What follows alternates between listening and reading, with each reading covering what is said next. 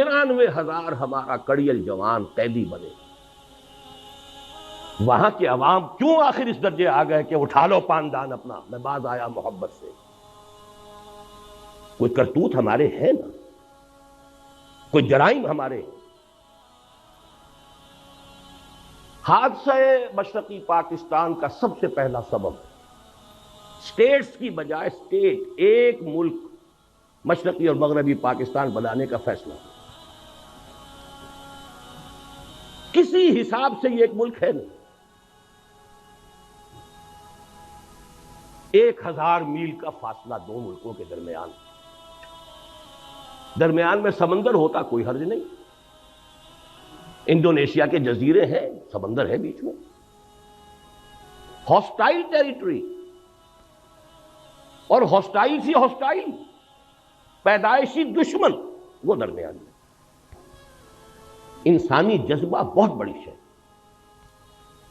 لیکن وہ جذبہ تھا اسلام کے حوالے سے. نعرہ تھا اسلام پاکستان کا مطلب کیا؟ لا الہ الا اللہ. اس جذبے کی ہم نے قیام پاکستان کے فوراً بعد نفی کر دی، اس کا گلا گھونٹ دیا.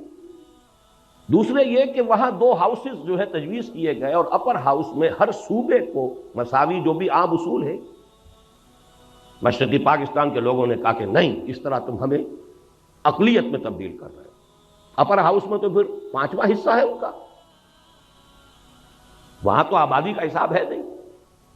پاکستان کی سرکاری زبان کیا ہو، اردو ٹھوسنے کی سب سے بڑی غلطی کی، اور ہماری ٹاپ کی قیادت اس غلطی کی ذمہ دار ہے.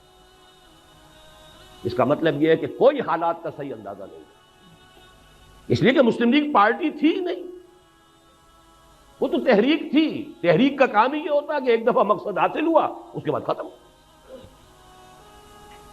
تحریک کا تو اصول ہے یہ.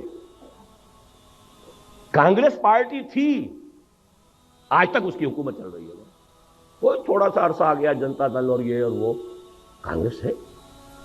اکثریت کو تو آپ نے غیر مؤثر کر دیا، فوج کی حکومت ہو گئی. اور پھر جو ان کے فیکٹس اینڈ فگرز آتے تھے، ہماری کل آمدنی کا اتنا بڑا حصہ فوج پر خرچ ہوتا ہے. فوج ساری مغربی پاکستان کی ہے، تو پیراسائٹ ہیں یہ ہماری آمدنی کے اوپر. یہ کھاتے ہیں، کماتے ہم ہیں. کاش کہ صدر ایوب صاحب پاکستان کے ڈیگال بن گئے ہوتے. ڈیگال نے الجزائر میں ریفرینڈم کرایا، بھائی رہنا چاہتے ہو ہمارے ساتھ یا نہیں رہنا چاہتے جاؤ بھائی. کاش میں صرف کہہ رہا ہوں یحییٰ خان نے جب معاملہ کیا تھا، الیکشن کا اعلان کیا ہے، کاش کہ وہ مغربی پاکستان کا 1 یونٹ ختم نہ کرتا. 93,000 اس ہندو کے قیدی، اور کہاں مدھیہ پردیش سینٹرل انڈیا تک ٹرکوں کے اندر لاد کر بھیڑوں بکریوں کی طرح آپ کے فوجی لے جائے گئے ہیں. اس ہندو قوم جس پر حکومت کی. کہا اندرا گاندھی نے we have ایونجڈ our 1000 years defeat. نئے صوبے بنائیے، نئے نام رکھیے. کہیں ہندوستان میں تامل ناڈو نام سے کوئی صوبہ تھا؟ اکثریت وہاں کے صوبوں کے نام بدل چکے. آندھرا پردیش کہیں تھا دنیا میں؟ تامل ناڈو کہیں تھا دنیا میں؟ سب صوبے بدل گئے. بہرحال اگر آپ ایک ملک کی وحدت کو قائم رکھنا چاہتے ہیں تو ان چھوٹے صوبے چھوٹے، اور انہیں زیادہ سے زیادہ آٹونومی دیجئے خدا کے لیے. ورنہ یہ جو کچھ ہو رہا ہے کچھ مفاد پرست طبقات ہیں. آپ نے 1 یونٹ بنایا، لیکن یہاں کا جو پنجابی سرمایہ دار تھا لاہور کا خاص طور پر، اس نے وہ بے ایمانی کی ہے. اس نے پنجاب کو یہاں جو ہے 1 یونٹ کا دارالخلافہ بنایا. اس سے بڑی بے ایمانی کوئی ہو سکتی؟ ہندوؤں نے امرتسر میں 1 اینٹ نہیں رکھی پاکستان بننے کے بعد، آزادی کے بعد. صوبائی دارالحکومت بنایا چندی گڑھ پہاڑوں میں جا کر. اور آپ پورے پاکستان کا ایک صوبہ بنا کر اور صدر مقام بنا رہے ہیں لاہور شریف کو. کس حساب سے صحیح ہے؟ جغرافیہ کے حساب سے صحیح نہیں، ڈیفنس کے حساب سے صحیح نہیں، لسانی اعتبار سے صحیح نہیں. آپ ملتان بناتے، ڈیرہ غازی خان بناتے، ہر اعتبار سے وہ مرکز تھا. لسانی اعتبار سے مرکز. سرائے کی زبان پر آ کر پنجابی، پوٹھوہاری، بلوچی، سندھی ساری زبانیں مکس ہوتی ہیں. اگر تو کوئی قومی سوچ ہو پھر ڈیفنس کے اعتبار سے انڈیفینسیبل ہے یہ شہر، آپ کے ڈیفنس، سائنس آف ڈیفنس کے اعتبار سے انڈیفینسیبل ہے، اس کا کوئی بچاؤ ممکن نہیں۔ معزز حاضرین اور مہمانان گرامی، میرا یہ خیال ہے کہ اس بات پر وقت صرف کرنے کی ضرورت نہیں ہے کہ سقوط ڈھاکہ یا سقوط مشرقی پاکستان پوری دنیا کی تاریخ کے اعتبار سے بھی اہم واقعات میں سے ہے۔ خاص طور پر امت مسلمہ کو 20ویں صدی عیسوی کے نصف آخر میں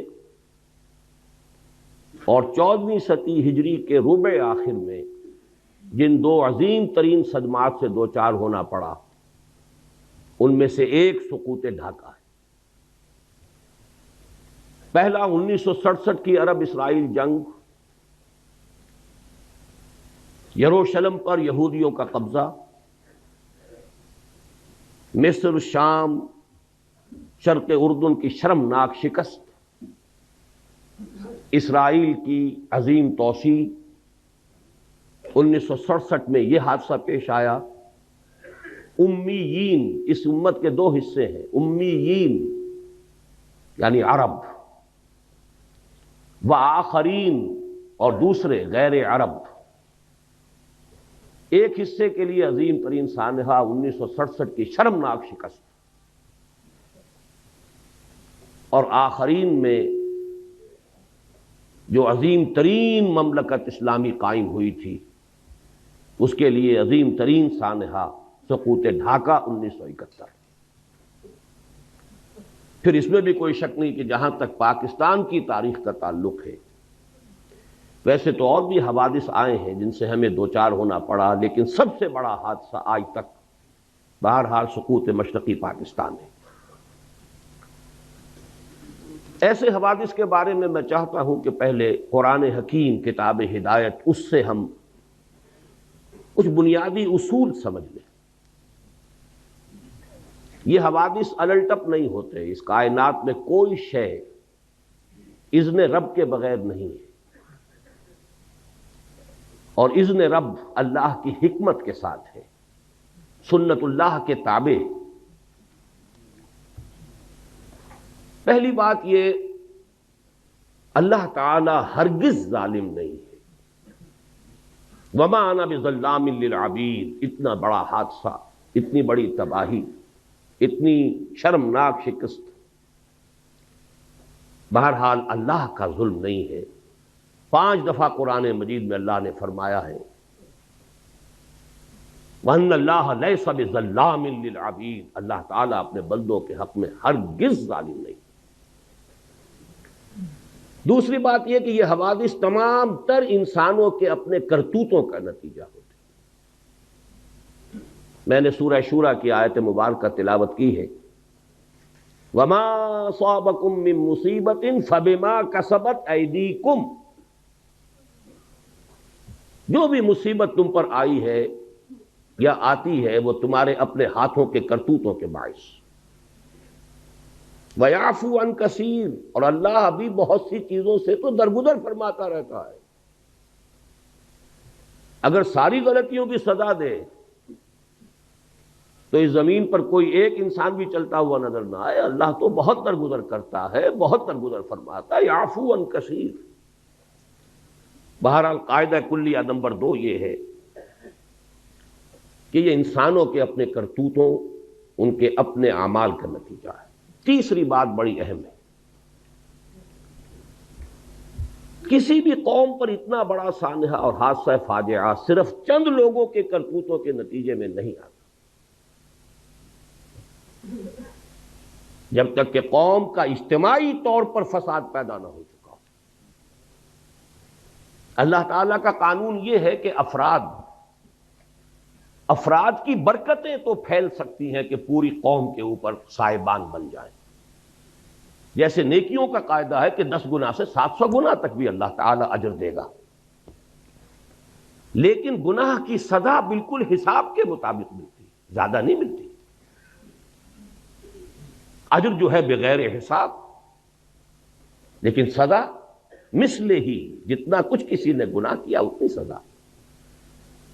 اسی طرح افراد کا فسق ہو، فجور ہو، معصیت ہو، خطائیں ہو، غلطیاں ہوں، جرائم ہو، اگر چند افراد کی ہوں تو اتنی بڑی قوم کو اتنی بڑی سزا نہیں دی جا سکتی۔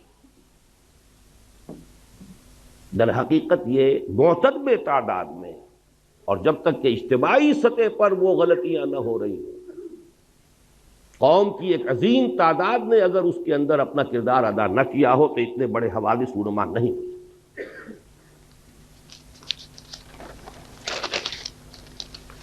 لیکن جب پھر سزا آتی ہے تو چوتھا قانون یہ ہے کہ پھر گیہوں کے ساتھ گھن بھی پستا ہے۔ وَاتَّقُوا فِتْنَةً لَا تُصِيبَنَّ الَّذِينَ ظَلَمُوا مِنْكُمْ خَاصَّةً، ڈرو اس عذاب سے، اس پکڑ سے، اس سزا سے۔ جب اجتماعی فساد ہو گیا تو جو لوگ فساد میں خود ملوث نہیں ہیں وہ بھی مجرم ہیں، انہوں نے روکا کیوں نہیں؟ لہذا پھر جب سزا آتی ہے تو پھر اس میں وہ چاہے وہ گناہ میں اور اس جرم میں شریک نہیں بھی تھے بالکل، وَاتَّقُوا فِتْنَةً لَا تُصِيبَنَّ الَّذِينَ ظَلَمُوا مِنْكُمْ خَاصَّةً۔ پانچویں بات یہ کہ جہاں تک اس قسم کے حوادث کے آخری سٹیجز کا معاملہ ہے اس میں یقیناً کچھ افراد نمایاں ہو جاتے ہیں۔ والذی تولی کبرہ، وہ شخص کے جس نے سب سے بڑا گناہ کما لیا، وہ بھی ہوں گے، لیکن بہرحال یہ نہ سمجھیے کہ یہ در حقیقت صرف چند افراد کی، چند لوگوں کی سازش کا نتیجہ ہے، اتنی بڑی سزا۔ اسی طریقے سے یہ بات بھی نوٹ کیجئے، اتنا بڑا 93,000 ہمارا کڑیل جوان قیدی بنے۔ سابقہ امت مسلمہ کی تاریخ میں 587 قبل مسیح میں نیبوکڈنیزر نے جو تباہی مچائی تھی یروشلم میں، 6 لاکھ کو قتل کیا اور 6 لاکھ کو قیدی بنا کر لے گیا۔ شاید تاریخ انسانی میں اتنی بڑی تعداد میں لوگوں کو قیدی بنا کر اور ایک ملک سے دوسرے ملک میں نہیں لے جایا گیا ہوگا۔ 6 لاکھ کو بھیڑوں بکریوں کی طریقے سے ہانکتا ہوا لے گیا ہے بیبیلونیا، عراق۔ لیکن میں نے ہمیشہ تجزیہ کیا ہے 6 لاکھ میں 93,000 یا 1 لاکھ جوان نہیں ہوگا، اس میں بوڑھے بھی تھے، بچے بھی تھے، عورتیں بھی تھیں۔ ہمارا 93,000 کڑیل جوان گیا ہے، سپاہی سے لے کے جرنیل تک گیا۔ اتنی بڑی شکست، اور یہ بھی نوٹ کیجئے یہ کوئی فوری بات نہیں ہوا کرتی، بات طویل ہوتا ہے۔ اللہ تعالیٰ مہلتیں دیتا ہے، اللہ تعالیٰ موقع دیتا ہے۔ یہ تو جب تک کہ پے بپے لگاتار جو غلطیاں نہ ہو رہی ہوں اور جرائم نہ کیے جا رہے ہیں اس وقت تک اتنی بڑی سزا نہیں ملتی۔ اللہ تعالیٰ کے عدل سے، اللہ کے فضل و کرم سے، اللہ کے رحم سے، اللہ کی شان غفاری سے یہ بالکل بڑی ہے۔ جو حوادث اس وقت پیش آئے ہیں جن کو کہ ہماری طب کی اصطلاح میں، میڈیکل ٹرمینالوجی میں ایکسائٹنگ کازز کہا جاتا ہے، اس کا کچھ تذکرہ آپ جنرل انصاری صاحب سے سن چکے۔ حمود الرحمان کمیشن جو کہ جس کی رپورٹ منظر عام پر نہیں آئی، اس میں بھی اسی قسم کے حالات ہی سے ظاہر بات ہے کہ گفتگو ہو سکتی ہے۔ میں نے جو قرآن مجید کے ان موضوعات سے متعلق اللہ تعالیٰ کی جو سنتیں ہیں، لن تجد لسنت اللہ تبدیلا، جو آپ کے سامنے رکھی ہیں، ان کے پیش نظر میں ذرا ایک طویل اور گہرا تجزیہ آپ کے سامنے رکھنا چاہتا ہوں۔ یہ ہماری قومی غلطیاں ہیں، ہماری اجتماعی غلطیاں۔ بڑی پیاری بات کہی ہے جنرل صاحب نے کہ ہمیں یہ اب بھی ہمارے صحافی دھوکہ دیتے ہیں کہ وہاں تو محبت ہی کے زمزمے بہ رہے ہیں، وہاں جو نفرت پیدا ہو چکی تھی، اتنا عظیم انقلاب جو آ چکا تھا، اس کی صحیح خبر یہاں دی نہیں گئی۔ گئے اور جا کر چند دعوتیں کھائیں اور چند لوگوں سے ملے اور محبت کے زمزمے یہاں کے سنا دیے، اللہ اللہ خیر صلی اللہ۔ نفرت کی یہ انتہا، رونگٹے کانپ اٹھ کھڑے ہو رہے ہیں، آدمی کا دل لرز جاتا ہے۔ اور اتنا بڑا انقلاب، سن 46 میں 95% سیٹیں مسلم لیگ لے رہی ہے، اور کل 8 برس سن 54 کے الیکشن میں 300 میں سے 10 سیٹیں 290 گئی. کچھ تو ہوا ہے, کوئی قیامت تو بپا ہوئی ہے. یہ انقلاب عظیم کہاں سے آ گیا؟ جس شہر میں مسلم لیگ کی تاسیس ہوئی 1906 میں, کتنا بڑا پروونس یونائٹڈ بنگال, اور طویل ترین عرصے تک مسلم لیگ کی منسٹری رہی. وہاں کے عوام کیوں آخر اس درجے آ گئے کہ اٹھا لو پاندان اپنا, میں باز آیا محبت سے.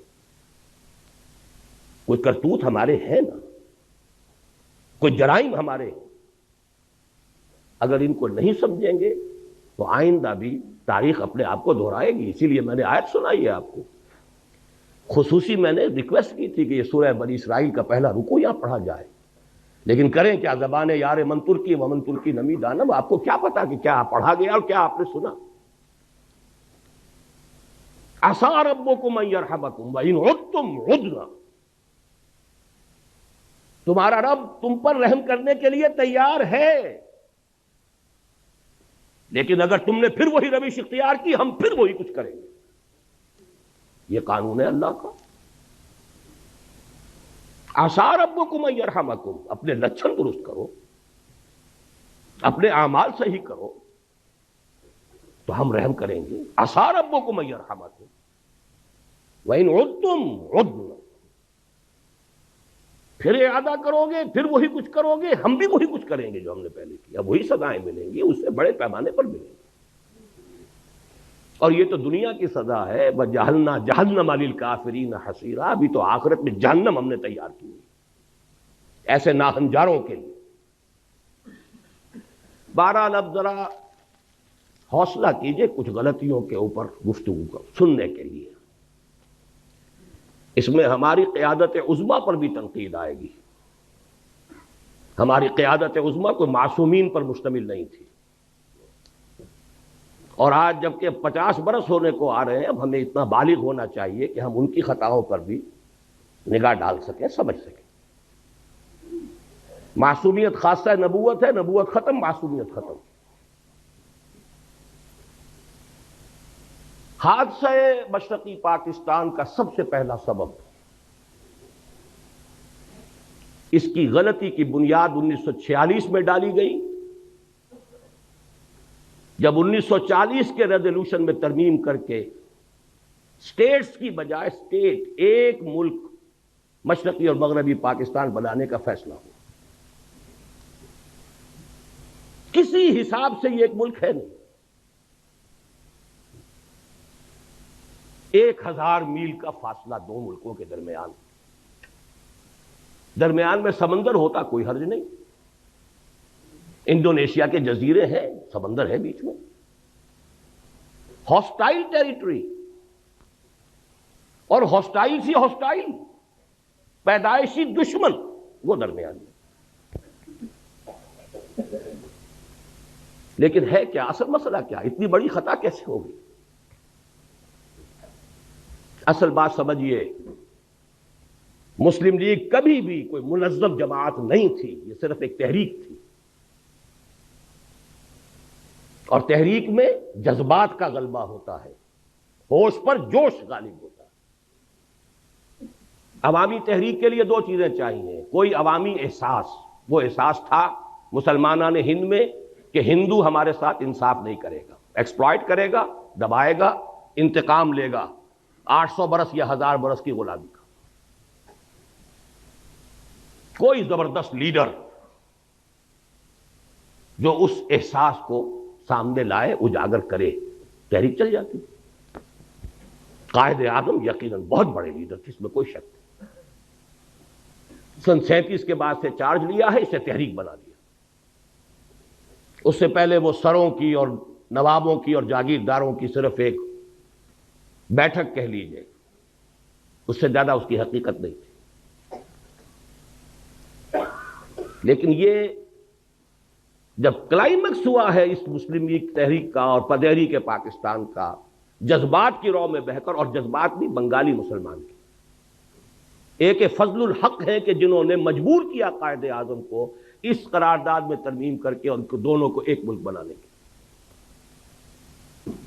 اس زمانے میں مجھے یاد آ رہا ہے قائد اعظم کا ایک جملہ، The British press has talked about some geographical difficulties in the way of Pakistan.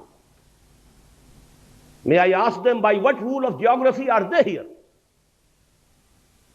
برطانوی پریس نے پاکستان کی اسکیم کے بارے میں کچھ جغرافیائی مشکلات کا تذکرہ کیا ہے.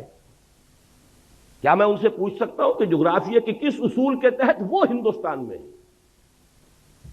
جملہ بڑا پیارا ہے، جواب بڑا مسکت ہے، لیکن بہرحال اس سے حقائق تو نہیں بدل جاتے. اگر یہ دو ملک بنتے، نوٹ کر لیجئے، ان دونوں کی ضرورت ہوتی کہ ایک دوسرے سے تعاون کریں. ہندو کا ذہن، ہندو کی ذہنیت بدلنے والی نہیں تھی. دونوں کو ہندو یا یوں کہیے بھارت کہیے، بھارت کے دست برد سے اپنے آپ کو بچانے کے لیے دوسرے کے تعاون کی ضرورت ہوتی. اگر علیحدہ علیحدہ ہوتے تعاون ہوتا، یکجا ہو گئے تو شکایتیں سامنے آئیں. اور فرض کیجئے تعاون آگے بڑھتا، کانفیڈریشن بن سکتی تھی. اور کانفیڈریشن ایسی شے ہے کہ جس کو جس وقت چاہیں آپ ختم بھی کر سکتے ہیں. آپ کو یاد ہوگا شاید مرحوم یونائٹڈ عرب ریپبلک مصر اور شام کا کانفیڈریشن ہوا تھا نا، کتنی آسانی سے ہوا، کتنی آسانی سے کھل گیا وہ. بہرحال میرے نزدیک پہلی غلطی جو ہوئی ہے ہم سے وہ یہ ہے کہ ہم نے جغرافیے کی اس درجے نفی کی، جغرافیائی حقائق کو بالکل نظر انداز کیا. دوسری غلطی، اور یہ ہے اصل، میں یہ مانتا ہوں انسانی جذبہ جغرافیے کو شکست دے دیتا، اور دیا اس نے. آخر جب یہ دونوں خطے ایک ملک بنے تو شکست دی کہ نہیں دی؟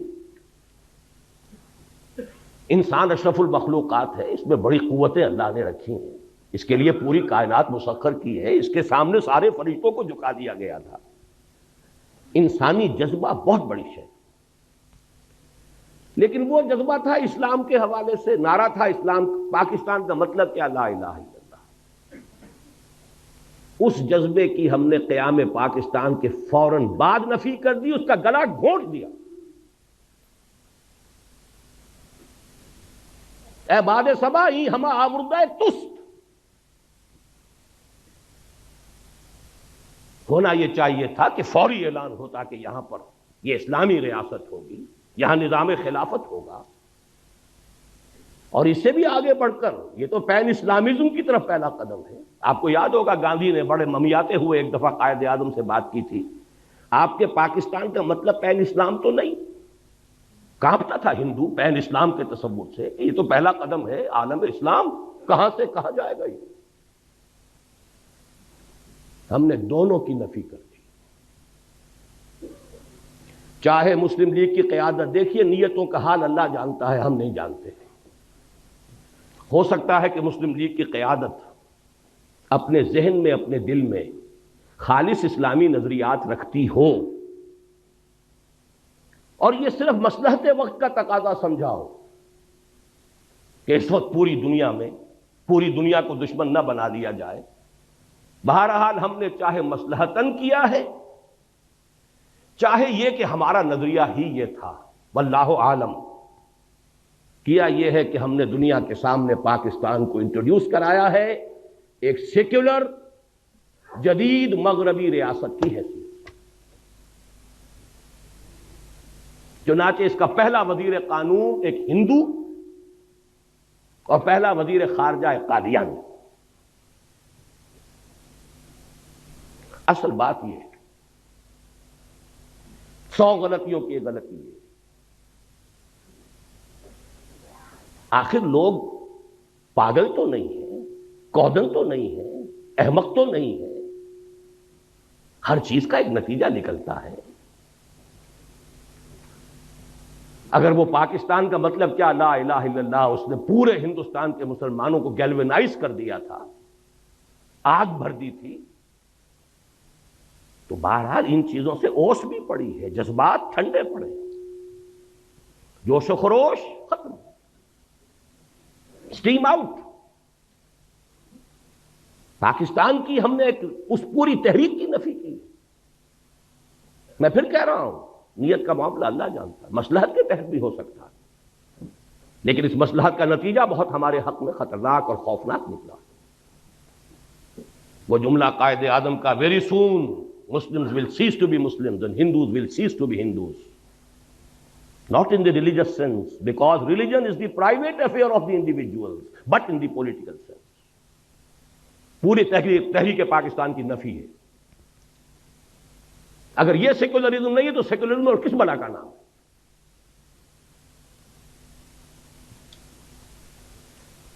12 مارچ سن 1949 کو جا کر قرارداد مقاصد بڑے رد و قدا، بڑے ہی لیت و لال اور بڑے ہی بادل داخواستہ منظور ہوئی، لیکن اس سے پہلے بہت سی اوس پڑ چکی تھی، جذبات ٹھنڈے پڑ چکے تھے۔ جس طور سے پاس ہوئی ہے وہ بھی لوگوں کو معلوم تھا کہ یہ ان کہنی کہی گئی ہے۔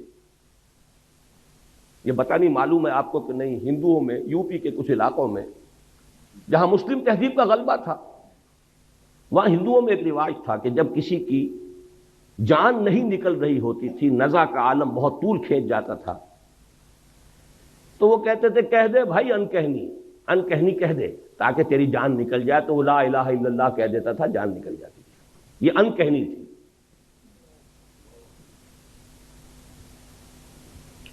لیکن اس کا جو دوسرا بہت بڑا نتیجہ نکلا، پہلی بات تو یہ ہے نتیجے کے اعتبار سے یہ بہت بڑا نتیجہ ہے، لیکن دوسرا کانسٹیٹیوشنل جو ہمارا مسئلہ ہے اس کے اعتبار سے جو عظیم نتیجہ اس کا برآمد ہوا، ویسٹرن ڈیموکریٹک نارمز، پرنسپلز، اصول کیا ہے؟ ان اصولوں پر پاکستان کے لیے کوئی دستور بنانا متحدہ پاکستان کے لیے ناممکن تھا،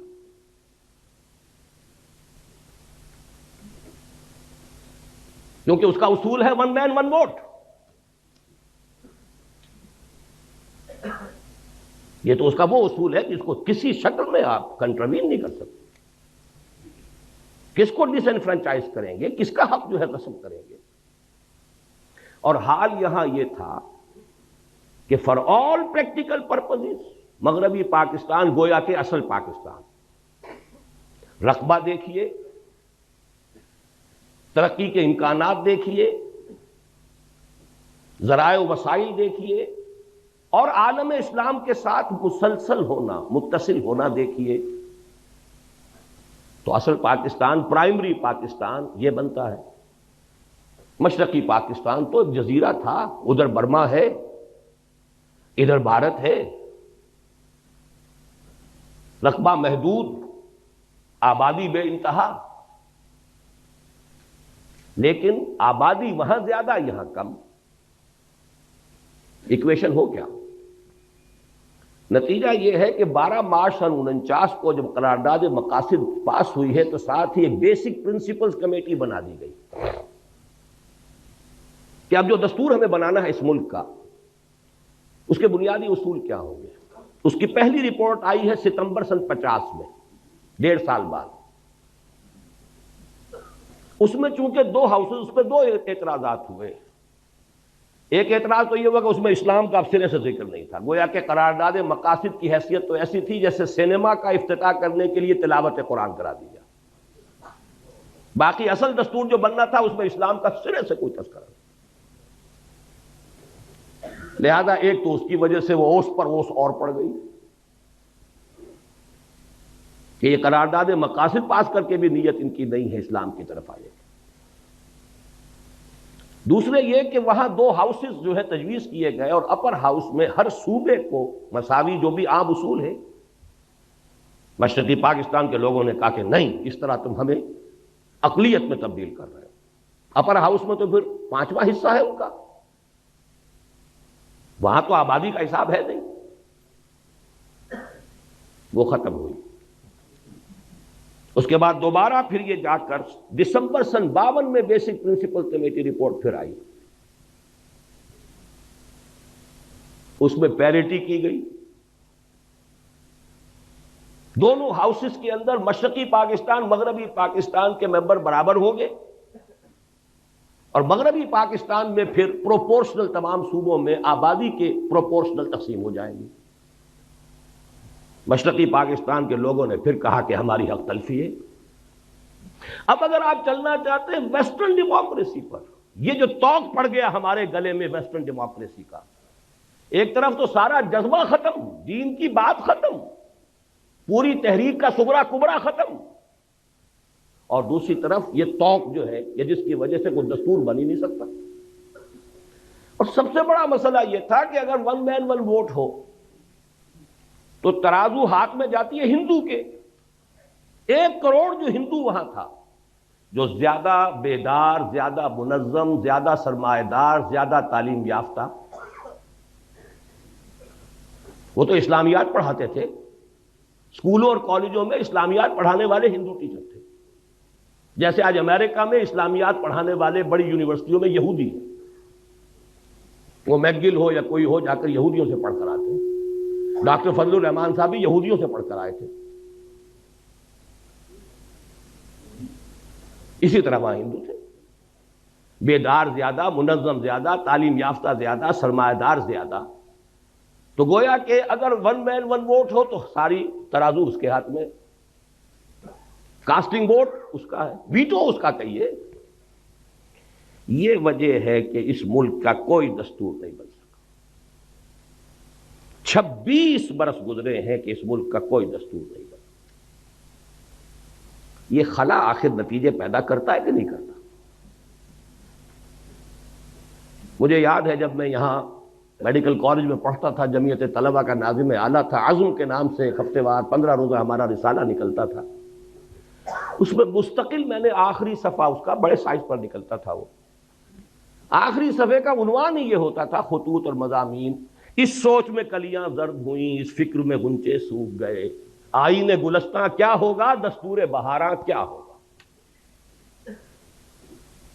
یہ شعر موٹا: اس سوچ میں کلیاں زرد ہوئیں، اس فکر میں غنچے سوکھ گئے، آئین گلستاں کیا ہوگا، دستور بہاراں، دستوری بننے میں نہیں آ رہا۔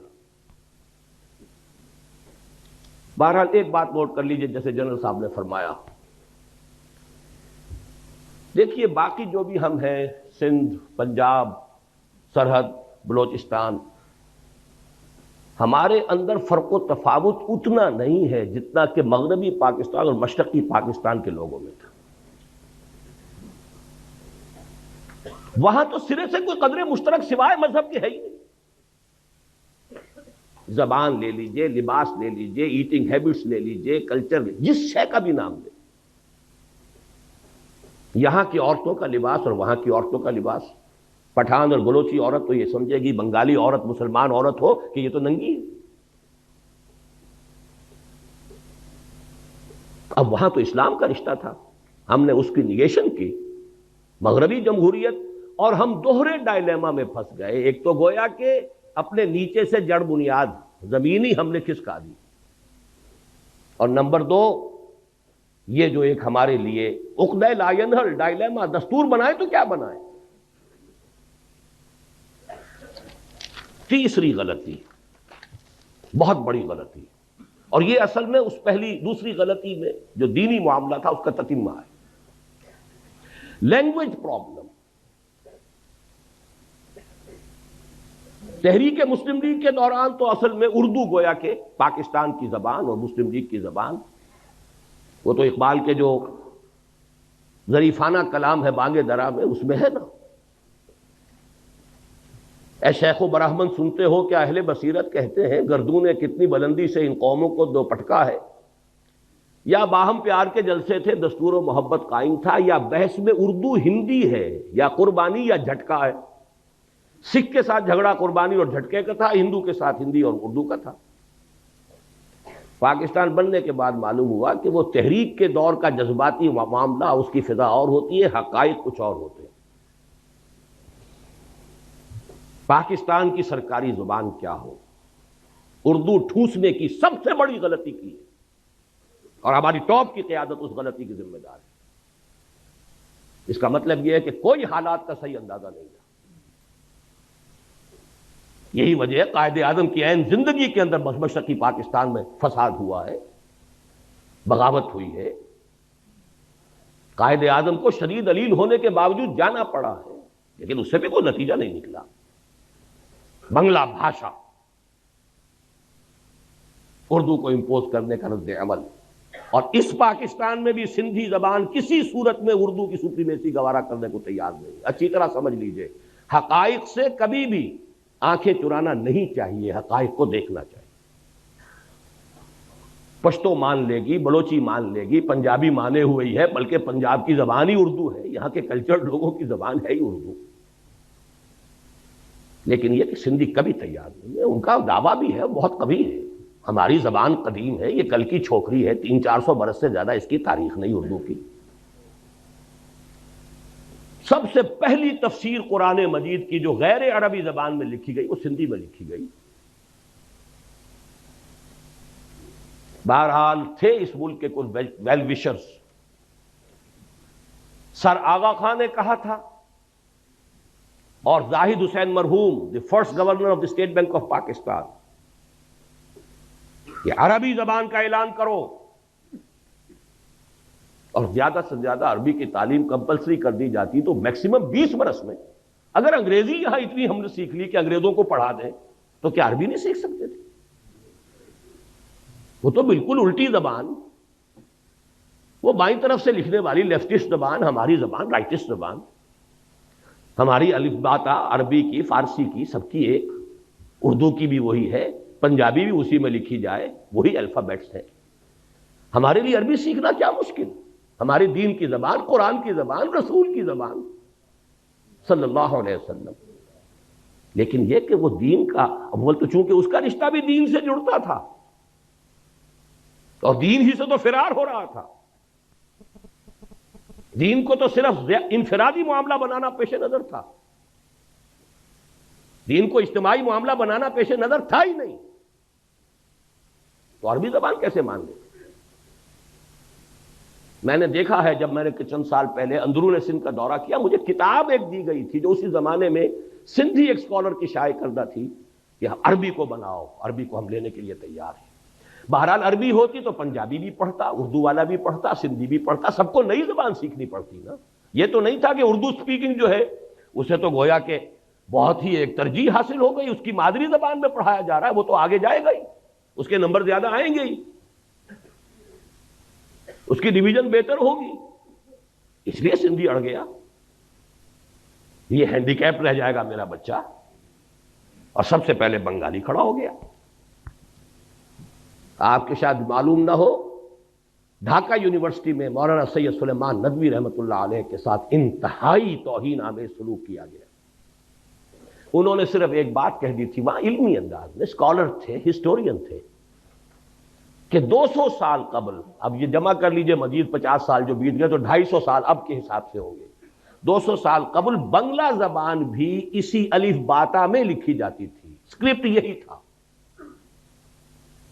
یہ تو بعد میں جب اس کو اسکرپٹ بدل دیا گیا ہے تو یہ زبان علیحدہ ہو گئی، ہم پڑھ ہی نہیں سکتے اسے، ورنہ بنگلہ بھاشا بھی الف باتا کے حوالے سے لکھی جائے تو اس کا بھی 75% ہمارے لیے قابل فہم ہے، وہ اجنبیت رہے نا، وہ دوری رہے نا،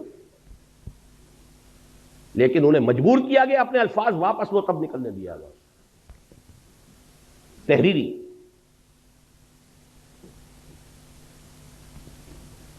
چوتھی بڑی غلطی، ان سب چیزوں کا نتیجہ اصل میں کیا نکلا؟ ڈس ایلیوژنمنٹ، ایک لفظ کافی۔ یہ کہاں کا اسلام تھا؟ یہ جا کدھر رہے ہیں؟ ملک بنا کیوں تھا؟ میں بھی مانتا ہوں جو کہا جنرل صاحب نے، ایوریج مغربی پاکستانی کے مقابلے میں ایوریج مشرقی پاکستانی زیادہ مذہبی آدمی،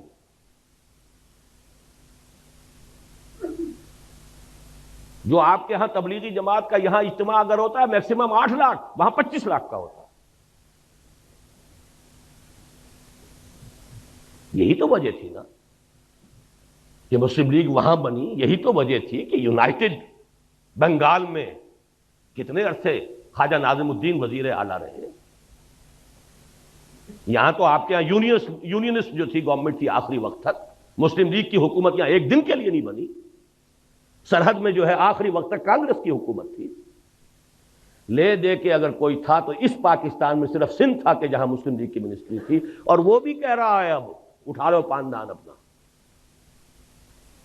یہی دو صوبے تھے، مسلم لیگی صوبے تو یہی تھے، پاکستانی صوبے تو یہی تھے۔ پنجاب میں تو آخری وقت یونینسٹ گورنمنٹ تھی۔ یہ ڈس ایلوژنمنٹ تھا کیا؟ یہ خواب تھا جو کچھ کے دیکھا، جو سنا افسانہ تھا، جذبات پر اوس پڑ گئی۔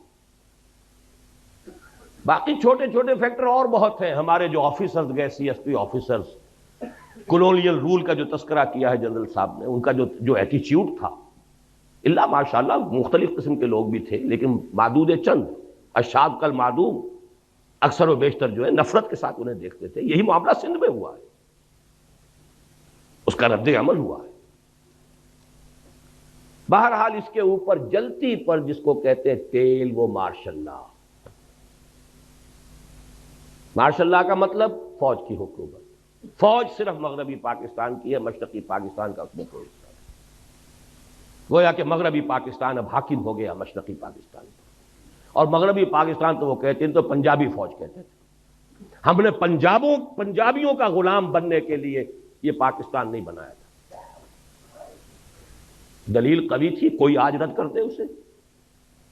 ان کے فیکٹس اینڈ فگرز تھے، آخر دشمن تو بیٹھا ہوا تھا، 1 کروڑ ہندو بیٹھا ہوا تھا، انہیں تو سیبوٹاج کرنا ہی کرنا تھا، لیکن ان کے ہاتھ میں ہتھیار تو ہم نے دیے ہیں نا۔ وہ ہندو وہاں تھا، اس کے باوجود پاکستان بنا، despite of them, in spite of them Pakistan بنا۔ لیکن جب آپ نے اپنی منزل ہی بدل دی، اپنا قبلہ کعبہ ہی تبدیل کر دیا، آپ نے اسلام کی بجائے مغرب کی سیکولر جمہوریت کو اپنا اصل اصول قرار دیا، تو ظاہر بات ہے نفی ہو گئی۔ اور اس پر جلتی پر تیل کا کام فوج کی حکومت۔ فوج کی حکومت بھی کیوں آئی سمجھ لیجیے، یہ بھی کوئی اللہ تعالیٰ کی طرف سے عذاب تو نہیں تھا، اس لیے کہ مسلم لیگ پارٹی تھی نہیں، وہ تو تحریک تھی۔ تحریک کا کام ہی یہ ہوتا کہ ایک دفعہ مقصد حاصل ہوا اس کے بعد ختم۔ تحریک کا تو اصول ہے یہ۔